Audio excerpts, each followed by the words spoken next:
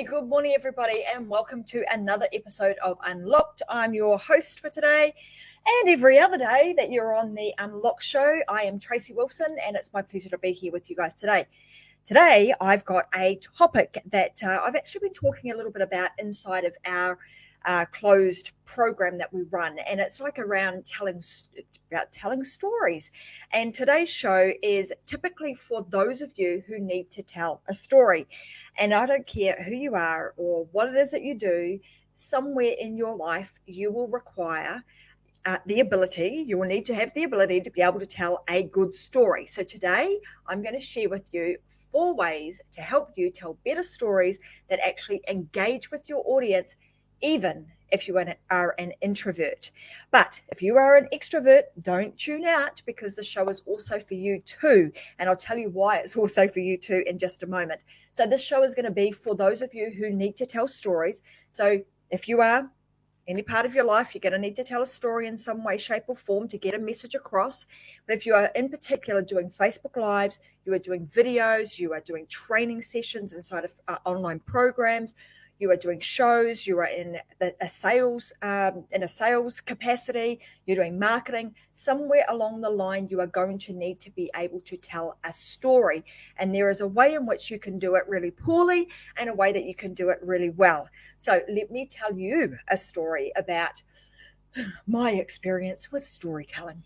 So quite some time ago, I was a regional manager of a bank, and I always thought I was terrible at telling stories, and I've had to really work on my structure and the way in which I put stories together, because I really understood that when I was in a sales capacity or when I was in a teaching capacity, that I really needed to be able to use storytelling to be able to get a message across. So I want to move now to why we actually should be telling stories.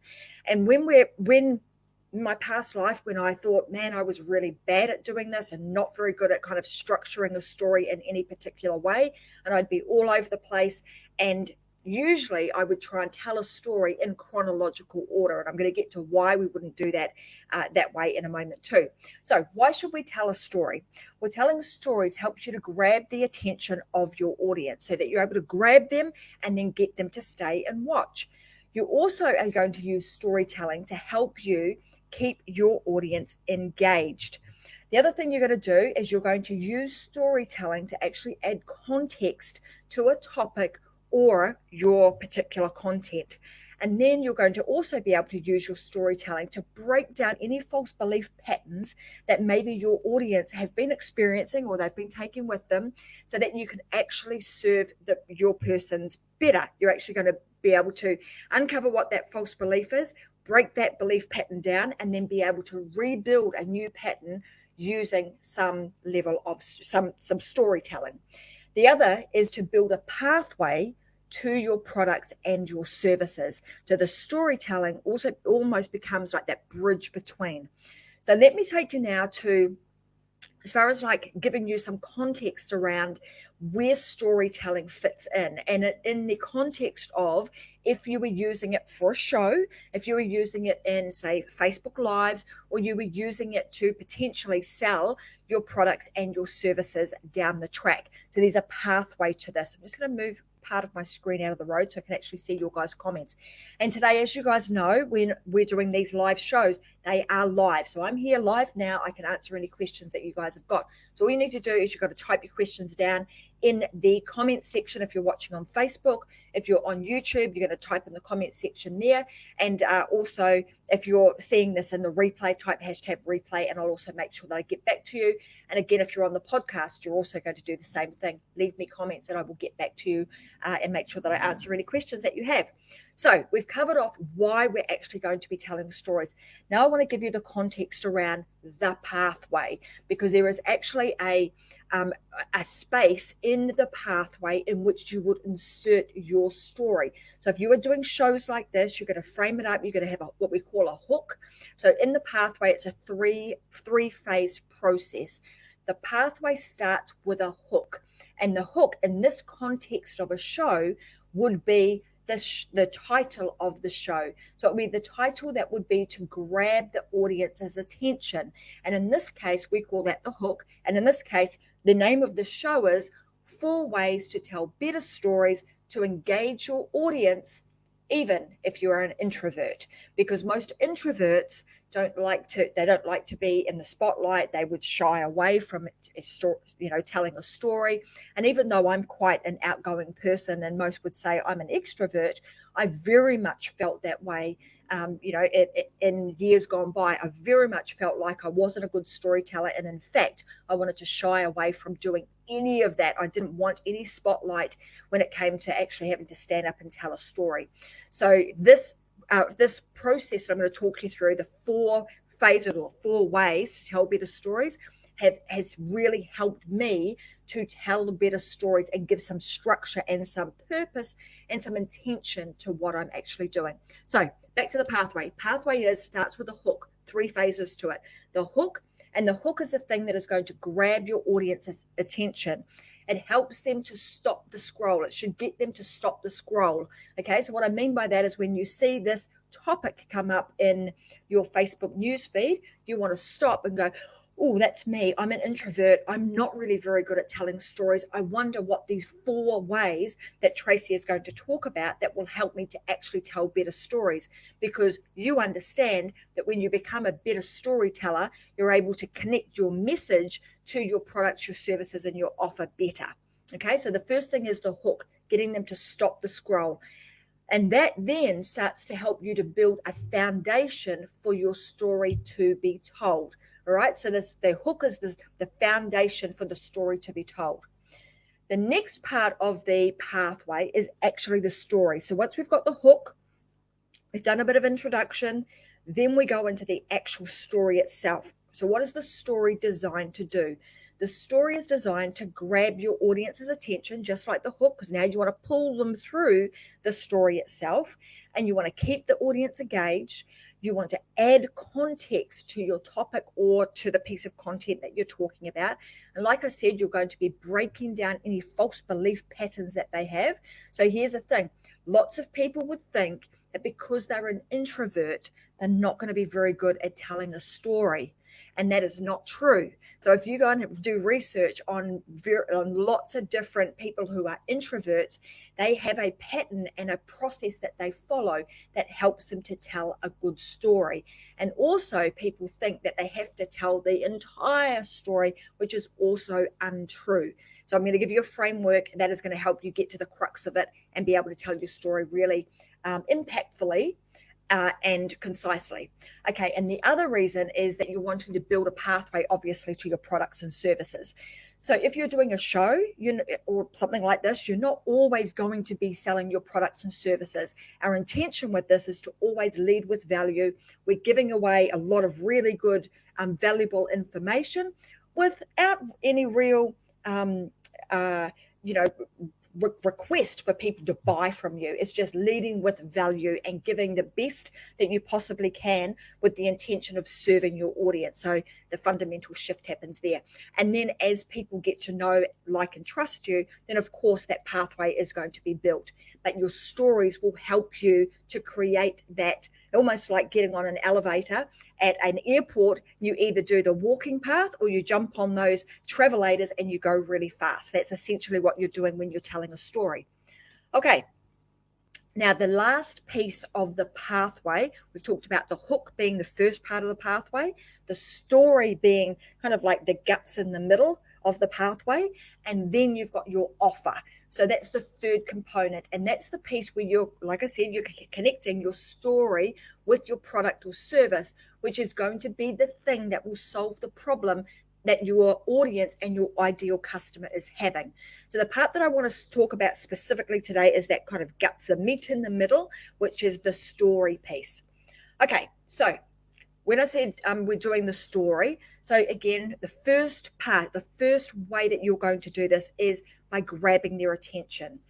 And often we want to tell the whole story, and that's great. But if you actually tell the whole story in chronological order, it's going to take a long time and it's probably going to be boring and most people are going to zone out. So what you want to do is you want to tell your listeners initially, why is it so important that they continue to listen? Why is it that they should be continuing to listen to what you're talking about so that you can grab their attention and you can continue to drag them through or pull them through your piece of content or the story that you are telling? That piece is really, really important.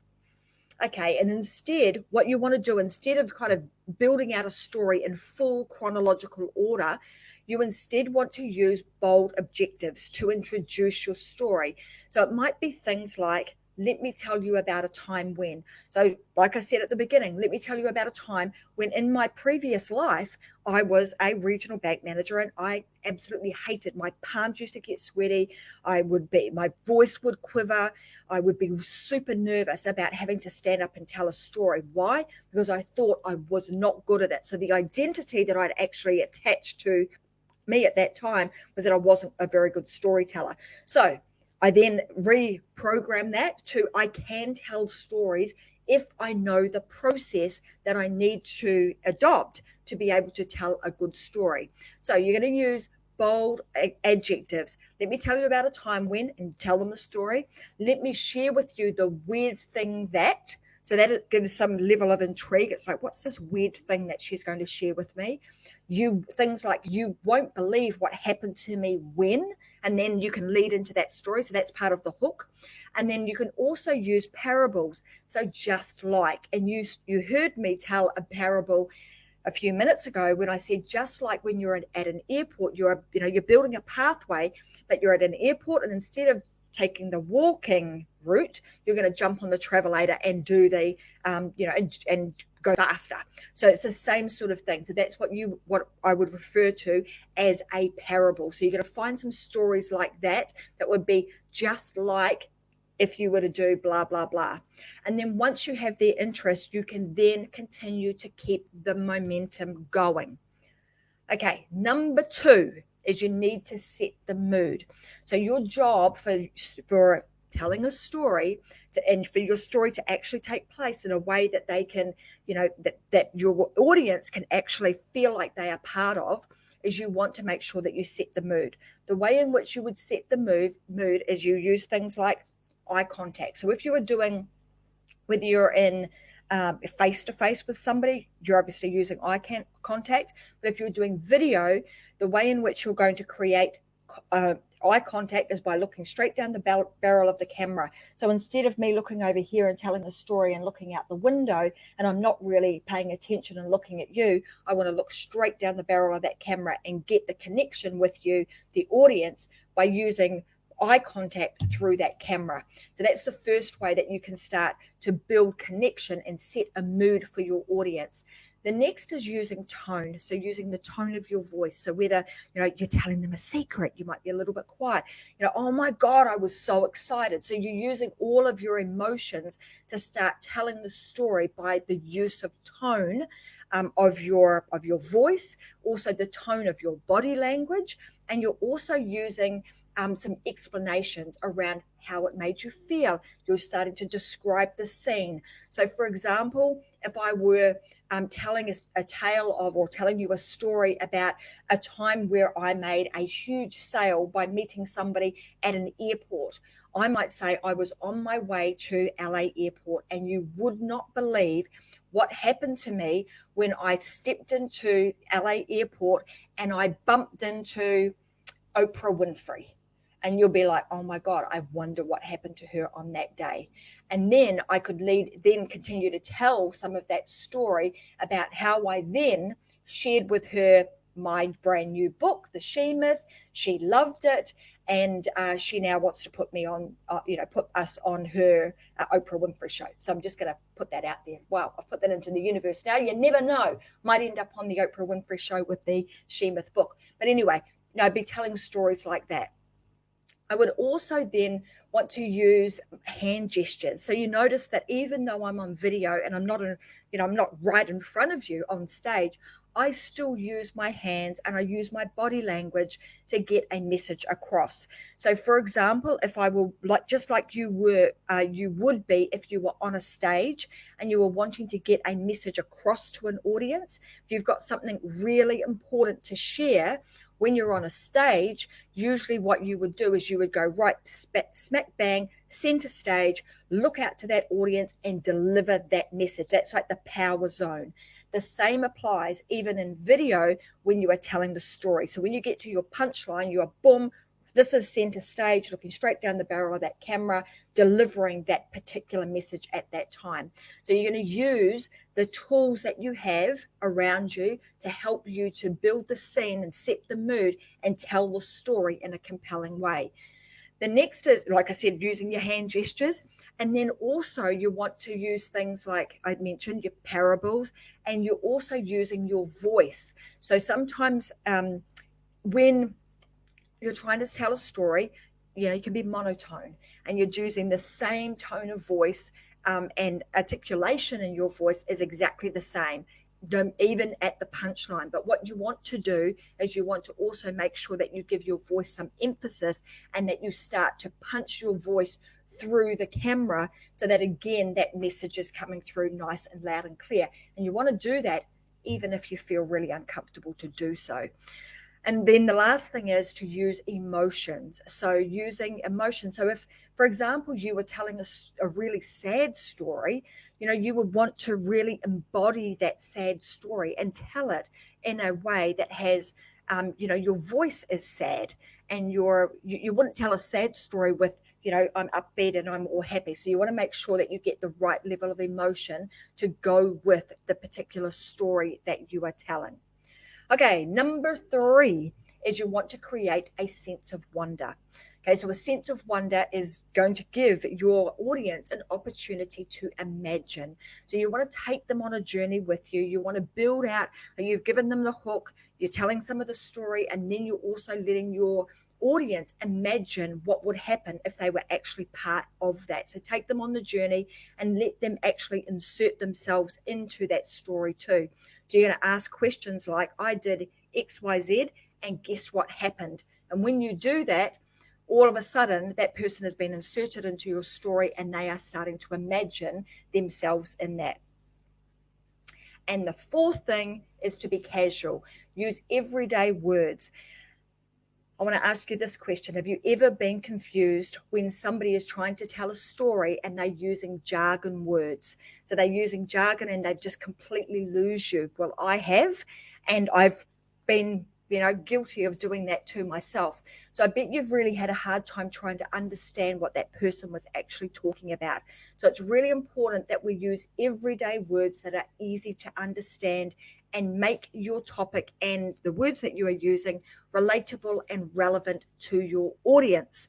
So there you go, guys. Those are the 4 ways that you can tell better stories to engage your audience, even if you are an introvert. So I'm just going to recap them all. So number 1 is you want to use a hook to grab their attention. Number 2 is you want to set the mood. You want to explain what mood is actually going on. Number 3 is you want to create a sense of wonder. Number 4 is you want to be casual and you want to use everyday words. Being authentic and being relatable is really, really important in the storytelling process. So there you go. There's all 4 of them. I hope they're going to help you guys tell better stories, and you'll be able to jump on and share your messages with more of the world, because now you have a framework to do so. So that being said, guys, I'm going to say thank you very much for watching the Unlock Show today. I'm Tracy Wilson. I'll be back again on Wednesday, which is Australian Brisbane time, 10 a.m. Next Wednesday, I'll be on again with another guest on the Unlock Show, and then you'll see me again on Friday. So have a fantastic weekend, and I'll see you guys again next week. Bye for now.